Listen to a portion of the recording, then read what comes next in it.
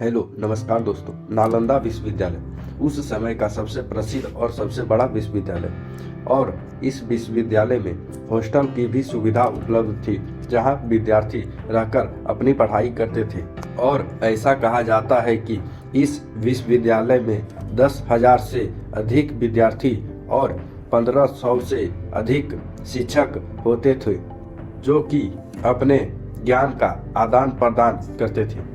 इस विश्वविद्यालय में विदेशों से भी विद्यार्थी पढ़ने आते थे, जैसे China, Japan, Korea, Indonesia, Turkey और श्रीलंका जैसे कई देशों से विद्यार्थी पढ़ने आते थे नालंदा विश्वविद्यालय, जिस वजह से भारत को विश्व गुरु कहा जाता था, क्योंकि यहाँ पढ़ने वालों में से हर्षवर्धन, वासुबंधु, धर्मपाल, नागार्जुन और युंग सेन जैसे बड़े नाम शामिल थे। और इतिहासकारों का मानना है कि सबसे महान गणितज्ञ आर्यभट्ट इस विश्वविद्यालय के हेड रहे थे।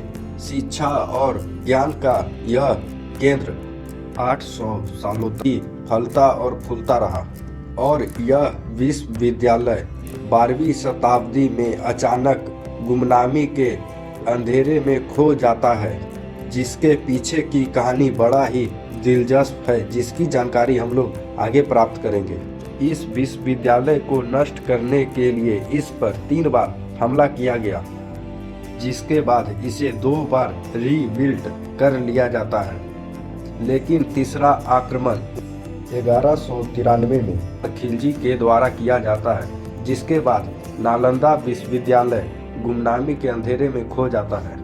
आइए हम लोग आगे जानेंगे कि आखिर क्यों बख्तियार खिलजी ने नष्ट किया ज्ञान का केंद्र नालंदा विश्वविद्यालय को, और क्या हुआ उन सभी छात्रों के साथ जो उस समय इस विद्यालय में विद्या प्राप्त कर रहे थे। क्यों बख्तियार खिलजी ने नालंदा विश्वविद्यालय को नष्ट किया? ऐसा कहा जाता है कि जब बख्तियार खिलजी एक एक करके भारत के कई इलाकों को जीतने में लगा था, तब अचानक इसकी तबीयत खराब हो जाती है। तब उन्हें नालंदा विश्वविद्यालय के प्रिंसिपल और आयुर्वेदिक ज्ञानों से निपुण राहुल श्रीभद्र जी से मिलने की सलाह दी गई। पहले तो बख्तियार खिलजी ने इस बात पर ध्यान नहीं दिया, लेकिन कुछ समय के बाद इसकी तबीयत बहुत खराब हो जाती है। तब राहुल श्रीभद्र बुलाया जाता है और फिर राहुल श्रीभद्र के आते ही बख्तियार खिलजी उनके सामने एक शर्त रखते हैं कि खिलजी उनके द्वारा दी गई किसी भी प्रकार की दवाइयों का सेवन नहीं करेगा और वह ठीक भी हो जाना चाहिए। खिलजी राहुल श्रीधर जी के सामने यह शर्त रखकर उन्हें और नालंदा विश्वविद्यालय को नीचा दिखाना चाहते थे, लेकिन राहुल जी ने खिलजी की शर्त मान ली और कुछ समय के बाद वे खिलजी को एक कुरान देते हैं और कहते हैं कि उन्हें इस कुरान रोज पढ़ना होगा, तब आपकी तबीयत ठीक हो जाएगी। खिलजी बिल्कुल ऐसा ही करते हैं और वे कुरान रोज पढ़ने लगते हैं। इसके बाद खिलजी की तबीयत धीरे धीरे ठीक होने लगती है और कुछ समय के बाद वह पूरी तरह ठीक हो जाता है। दरअसल राहुल श्रीधर ने कुरान के कुछ पन्नों पर दवाइयों का लेप लगा दिया था और कुरान के पन्ने पलटते समय दवाइयों को शरीर में जाने के कारण ही खिलजी ठीक होता है। जब यह बात खिलजी को पता चलता है, तब वह नालंदा विश्वविद्यालय को नष्ट करने का प्रण लेता है। दरअसल खिलजी को लगता है कि काफिर हर फील्ड में उनसे आगे हैं और जो काम उनकी बिरादरी के लोग नहीं कर पाए, वह काम केवल एक शिक्षक ने कर दिखाया, जो खिलजी को बर्दाश्त नहीं था। जब उसने पता लगाया तो उसे पता चला कि नालंदा विश्वविद्यालय में एक लाइब्रेरी है, जो कि कई मंजिलों वाली 3 इमारत से बनी है और इस इमारत में करीब 90 लाख से अधिक किताबें हैं।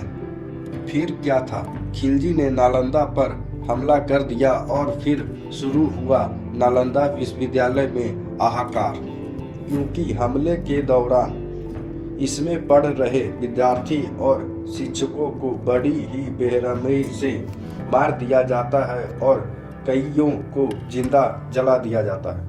इसके बाद उस समय के विश्व की सबसे बड़ी लाइब्रेरी में आग लगा दी जाती है और ऐसा कहा जाता है कि जब इस लाइब्रेरी में आग लगाई गई थी उसके बाद यह लाइब्रेरी 3 महीनों तक लगातार धू-धू कर जलता रहा।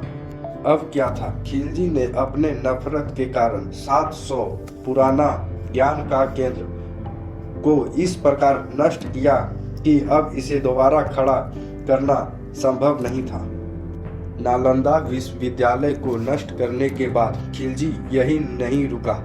इसके बाद बिहार में ही स्थित विक्रमशिला और ओडांतापुरी नाम की 2 विश्वविद्यालय को भी इसी प्रकार नष्ट कर देता है। नालंदा विश्वविद्यालय उस समय का एक ऐसा विद्यालय था जहां देश विदेश से विद्यार्थी पढ़ने आते थे और उन विद्यार्थियों से किसी भी प्रकार का फीस नहीं लिया जाता था। 12वीं शताब्दी में खिलजी के द्वारा नालंदा विश्वविद्यालय को नष्ट करने के बाद भारत के पूर्व राष्ट्रपति APJ अब्दुल कलाम की नज़र 2006 में इस पर पड़ती है और फिर उनके गुजारिश पर सरकार ने नालंदा यूनिवर्सिटी एक्ट 2010 के अंतर्गत नालंदा यूनिवर्सिटी को पुनः स्थापित करने का योजना बनाया गया, जो कि पुराना नालंदा विश्वविद्यालय के आसपास के इलाकों में स्थित है। और खुशी की बात यह है कि इस विश्वविद्यालय में 2014 से नामांकन भी शुरू किया जा चुका